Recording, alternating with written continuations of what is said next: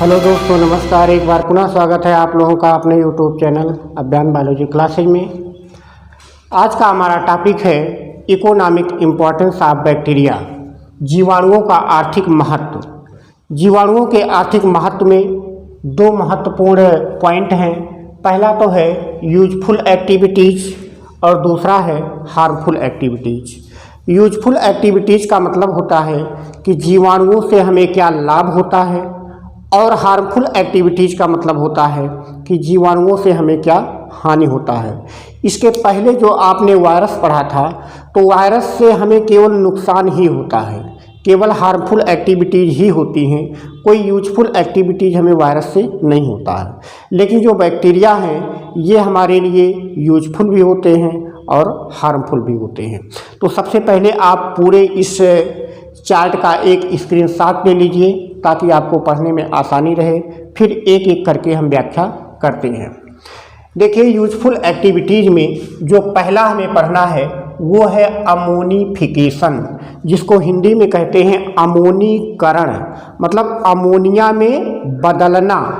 तो जो जीवधारियों में प्रोटीन पाई जाती है, जंतुओं में या पौधों में जो प्रोटीन पाई जाती है, जब वो जंतु या पौधे डेड हो जाते हैं, मृत कर जाते हैं, तो उनके बॉडी की प्रोटीन को अमोनिया में बदलने का जो काम जीवाणु जो करते हैं उन्हें कहते हैं अमोनीफाइंग बैक्टीरिया या अमोनीकारक जीवाणु। तो अमोनीकारक जीवाणु का जो एग्जाम्पल है वो है बैसिलस रेमोसस और बैसिलस वुल्गेरिस। दो जीवाणुओं के नाम आप याद रखिएगा कि ये जीवधारियों की प्रोटीन को उनके डेड होने के बाद अमोनिया में कन्वर्ट करने का काम करते हैं। कौन कौन? बैसिलस रेमोसस और बैसिलस वुल्गेरिस। ये दो बैक्टीरिया हैं, बैसिलस रेमोसस और बैसिलस वुल्गेरिस। नाम यहाँ पर आप थोड़ा ध्यान दे के याद कीजिएगा, क्योंकि यहाँ से क्वेश्चन बनता है। ये जो पूरा लाइन रो लिखी गई है, यहाँ से क्वेश्चन ज़्यादातर पूछे की जाने की संभावना होती है। तो प्रोटीन को अमोनिया में कन्वर्ट करने वाला जीवाणु बैसिलस रेमोसस या बैसिलस वुल्गेरिस होता है। इसके बाद अब ये जो अमोनिया बनी है, इस अमोनिया को नाइट्राइट या नाइट्रेट में बदलने का काम जो जीवाणु करते हैं उन्हें कहते हैं नाइट्रीफाइंग बैक्टीरिया, या इस प्रक्रिया को कहते हैं नाइट्रीफिकेशन। तो पहला हो गया अमोनिफिकेशन। अमोनिफिकेशन में क्या हुआ? प्रोटीन को अमोनिया में बदला गया। इसके बाद दूसरी प्रक्रिया होगी नाइट्रीफिकेशन। नाइट्रीफिकेशन में क्या होगा? इस अमोनिया को अब नाइट्राइट में बदला जाएगा और फिर इसके बाद नाइट्रेट में बदला जाएगा। तो यहाँ पर देखिए, अमोनिया को नाइट्राइट में जो बदलने वाला जीवाणु है वो है नाइट्रोसोमोनास। नाइट्रोसोमोनास नामक बैक्टीरिया अमोनिया को नाइट्राइट में बदलता है। इसके बाद इस नाइट्राइट को नाइट्रेट में बदलने का काम करता है नाइट्रोबैक्टर नामक जीवाणु। तो यहाँ पर समझ लीजिए कि जो जंतु या पेड़ पौधे डेड हो जाते हैं उनके बॉडी की प्रोटीन से फाइनली नाइट्रोजन प्राप्त करने की प्रक्रिया में 3 बैक्टीरिया भाग लेते हैं, बैसिलस रेमोसस, नाइट्रोसोमोनास और नाइट्रोबैक्टर।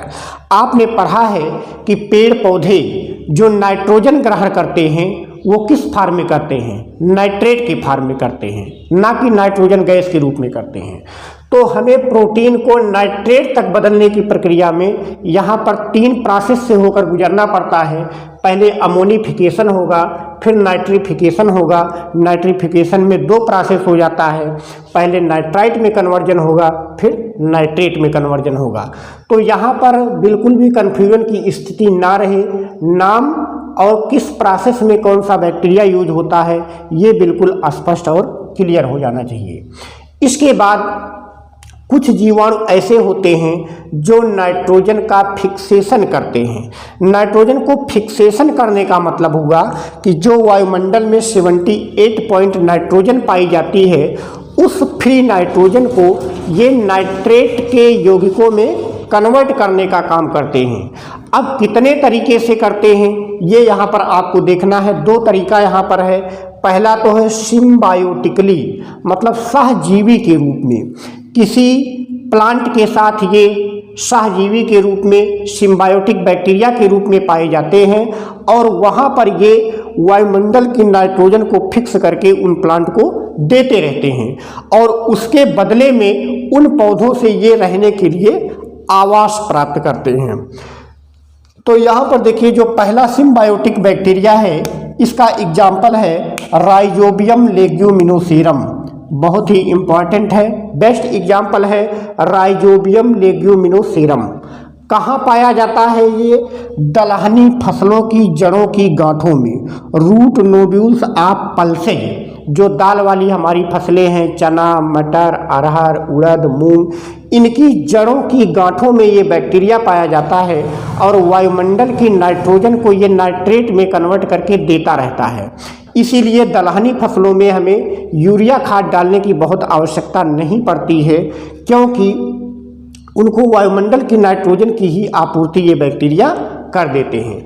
राइजोबियम टर्म जो है, सबसे पहले जो राइजोबियम नाम है ये फ्रैंक नामक साइंटिस्ट ने 1890 ईस्वी में दिया था। इसको भी आप थोड़ा सा ध्यान रखिएगा, पूछा जा सकता है कि राइजोबियम शब्द सबसे पहले किसने दिया था? तो फ्रैंक नामक साइंटिस्ट ने 1890 ईस्वी में दिया था। यहाँ पर 2 पॉइंट हमने और लिखवाया था आपको। एक क्वेश्चन हमने शुरू में ही वीडियो लेक्चर्स में बताए थे कि क्या कारण है कि राइजोबियम जीवाणु दलहनी कुल की फसलों की जड़ों की गांठों में ही पाया जाता है। तो इसका कारण है कि वहाँ पर लेग हीमोग्लोबिन नाम की एक विशेष प्रोटीन होती है। लेग हीमोग्लोबिन नाम की एक विशेष प्रोटीन उसकी जड़ों की गांठों में पाया जाता है, जो कि ऑक्सीजन कैरियर का कार्य करती है वहाँ पर वो, और इसी की वजह से ये बैक्टीरिया इसकी जड़ों की गांठों में पाया जाता है दलहनी कुल की फसलों में।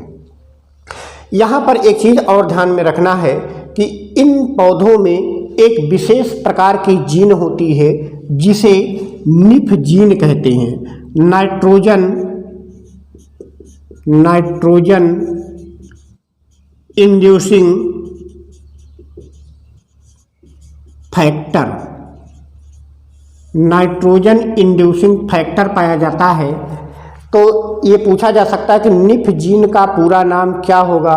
नाइट्रोजन इंड्यूसिंग फैक्टर इसका पूरा नाम हो जाएगा। इसके बाद दूसरा जो सिम्बायोटिक बैक्टीरिया है वो है एरोराइजोबियम। राइजोबियम तो दलहनी कुल की जड़ों में हो गया। एरोराइजोबियम जो होता है ये स्टेम नोड्यूल्स में पाया जाता है। राइजोबियम कहाँ पाया जाता था? रूट नोड्यूल्स में। लेकिन कुछ पौधे ऐसे हैं जिनके तने की गांठों में भी कुछ सहजीवी जीवाणु पाए जाते हैं, जिसका एग्जाम्पल है सीसबानिया रोस्ट्रेटा। सीसबानिया रोस्ट्रेटा की स्टेम की गांठों में एरोराइजोबियम नामक जीवाणु पाया जाता है। इसके बाद अगला है फ्रैंकिया। फ्रैंकिया भी काफ़ी इम्पॉर्टेंट है।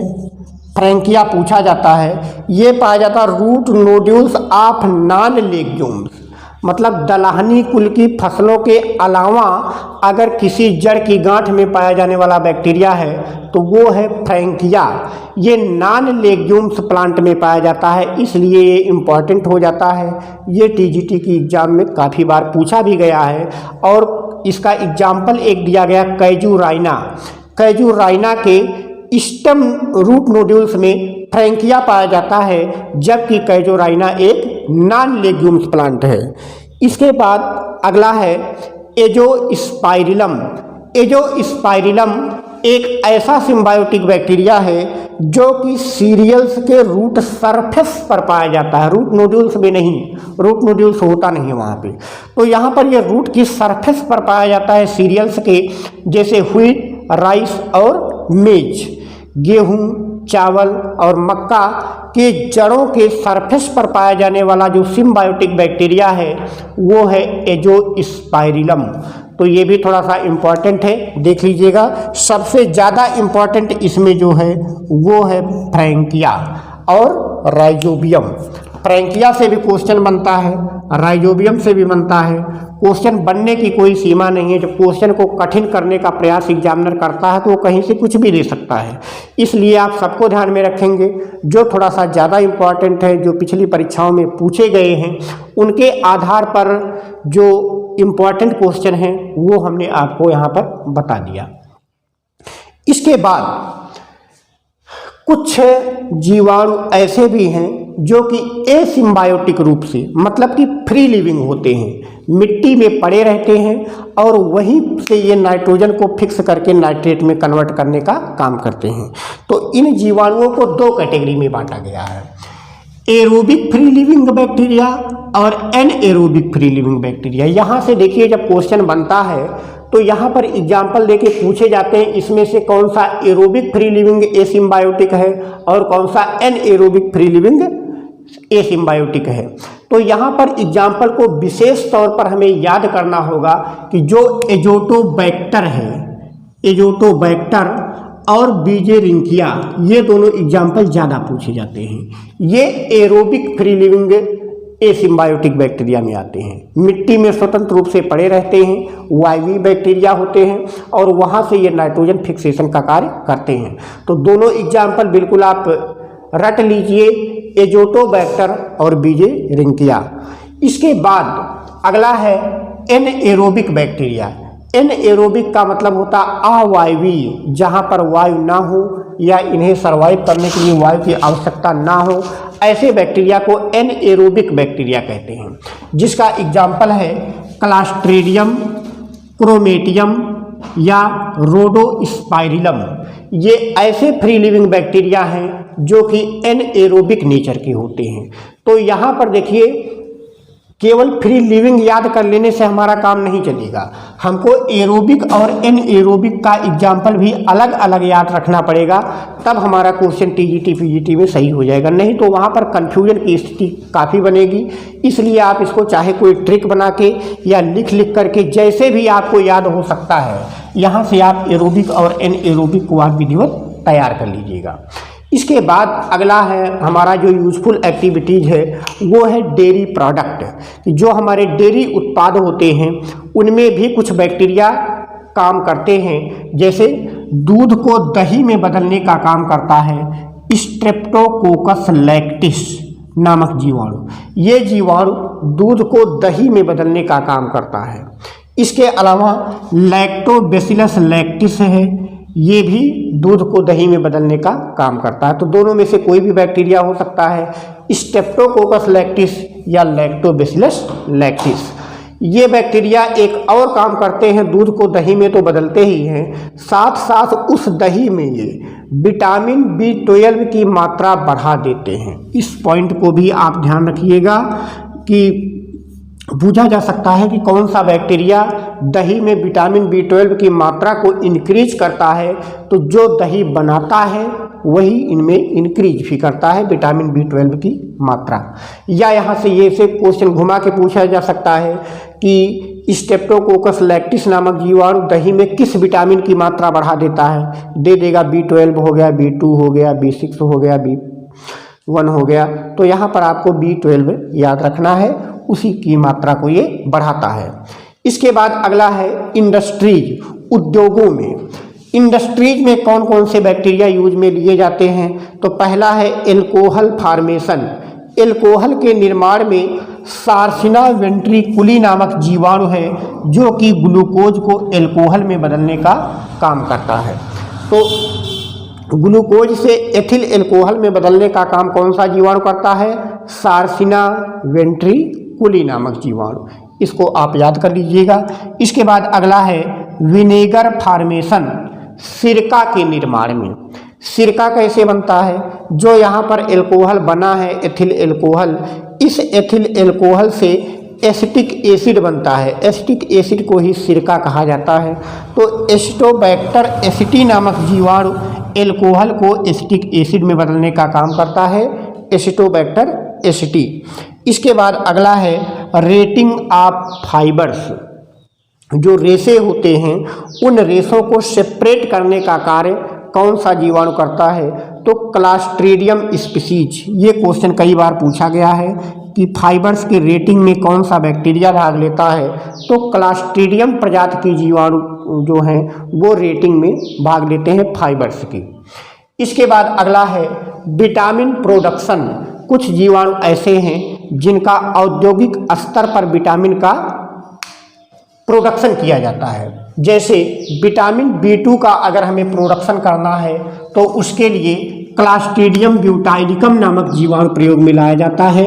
विटामिन B2 के लिए क्लास्ट्रीडियम ब्यूटाइलिकम।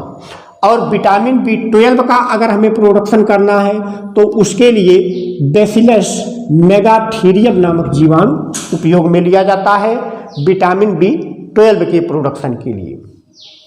विटामिन E और K का अगर हमें प्रोडक्शन करना है तो उसके लिए ई कोलाई नामक बैक्टीरिया यूज किया जाता है। आपने पढ़ा है कि ई कोलाई हमारी आंतों में भी पाया जाता है, वहाँ पर ये विटामिन E और विटामिन K की मात्रा को संश्लेषित करता है।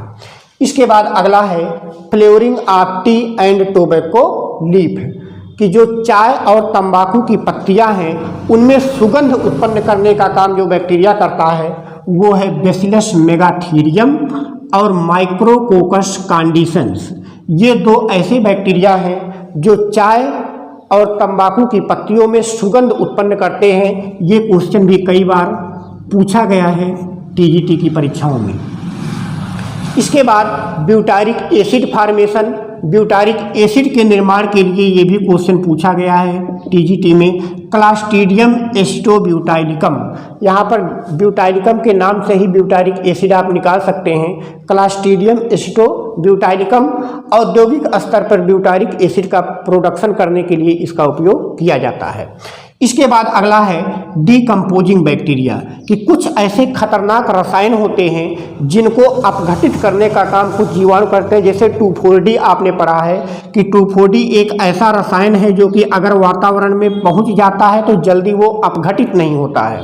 लेकिन फ्लेवोबैक्टीरियम नामक जीवाणु जो है और DDT को एसिटोबैक्टर नामक जीवाणु है, ये धीरे धीरे बहुत समय तक अगर साथ में रखते हैं तो कुछ मात्रा इसकी ये अपघटित कर देते हैं।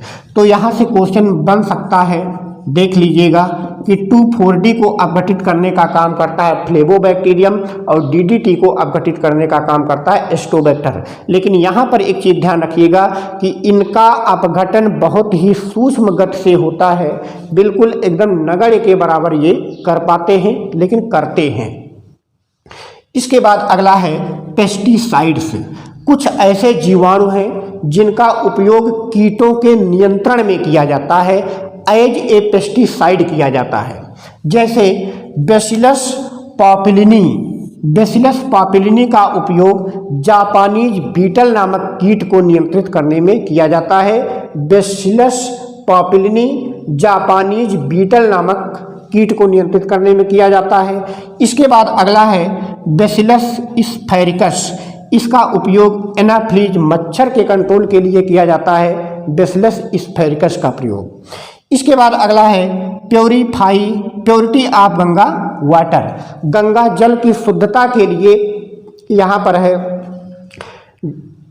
बीडेलोविब्रियो बैक्टीरियोरस। यहाँ पर देखिए आपने पढ़ा था इसके पहले जब वायरस पढ़ा रहे थे कि गंगा जल में बैक्टीरियोफेज नामक वायरस पाया जाता है जो कि बैक्टीरिया को भक्षण करके गंगा जल को साफ रखता है। लेकिन यहाँ पर एक बैक्टीरिया भी ऐसा है जो कि गंगा जल में पाए जाने वाले हानिकारक बैक्टीरिया को खा जाता है और गंगा जल को साफ रखने में मदद करता है, वो है बीडेलोविब्रियो बैक्टीरियोरस। ये बैक्टीरिया है और बैक्टीरिया को ही खाता है, हानिकारक बैक्टीरिया को, और गंगा जल को साफ रखने का कार्य करता है। इसके बाद अगला है पॉल्यूशन इंडिकेटिंग। प्रदूषण के इंडिकेटिंग के रूप में बैक्टीरिया का यूज किया जाता है, जिसमें ई कोलाई इम्पॉर्टेंट है। ये क्वेश्चन भी पूछा जाता है कि पॉल्यूशन इंडिकेशन के लिए किस बैक्टीरिया को यूज करते हैं, तो ई कोलाई को करते हैं। जिस पानी में ई कोलाई की मात्रा सर्वाधिक होती है वो पानी सबसे ज़्यादा प्रदूषित माना जाता है, और जिस पानी में ई कोलाई की मात्रा कम होती है उस पानी को साफ सुथरा माना जाता है। इसके बाद अगला है आयन क्लीनिंग। तेल को साफ करने में। कभी कभी आपने सुना होगा कि जब समुद्र में जहाज़ें जाती हैं, तेल की जहाज़ें जाती हैं, तो तकनीकी खराबी बस कभी कभी समुद्र में तेल की मात्रा फैल जाती है। उस तेल की मात्रा को साफ करने के लिए कुछ जीवाणुओं का उपयोग किया जाता है, जिसमें है स्यूडोमोनास प्यूटिडा। इस जीवाणु के उपयोग से उस समुद्र के तेल को साफ करने का कार्य किया जाता है। इसके बाद अगला है जेनेटिक इंजीनियरिंग में। जेनेटिक इंजीनियरिंग में ई कोलाई और एग्रोबैक्टीरियम, ये दो जीवाणुओं का उपयोग किया जाता है जेनेटिक इंजीनियरिंग में। और कुछ बीटी क्रॉप्स का प्रोडक्शन भी किया गया था, जिसमें आपने बीटी कपास, बीटी बैगन ये सब पढ़ा था। तो बीटी का मतलब ये होता है बैसिलस थुरिंजिएंसिस, जिसका प्रयोग हमें बीटी क्रॉप्स को प्रोड्यूस करने में किया जाता है। तो यहाँ पर लगभग ज़्यादातर यूजफुल एक्टिविटीज़ हम बैक्टीरिया का पढ़ चुके हैं। यहाँ पर बैक्टीरिया का केवल एक यूजफुल एक्टिविटीज़ बचा रह गया है कि किस बैक्टीरिया से कौन सा एंटीबायोटिक प्राप्त होता है, और वो काफ़ी इम्पॉर्टेंट है। कल अगले लेक्चर में हम लोग पढ़ेंगे बैक्टीरिया के हार्मफुल एक्टिविटीज़। तो उस दौरान पहले हम यूजफुल एक्टिविटीज़ में जो हमारा बचा हुआ टॉपिक है उसे समाप्त कर देंगे। इसके बाद इकोनॉमिक इम्पोर्टेंस बैक्टीरिया का समाप्त हो जाएगा। तो आप लोग वीडियो को, चैनल को ज़्यादा से ज़्यादा लाइक, सब्सक्राइब और शेयर करते रहिए, ताकि लोगों को ये महत्वपूर्ण जानकारियाँ मिलती रहें। तब तक के लिए नमस्कार।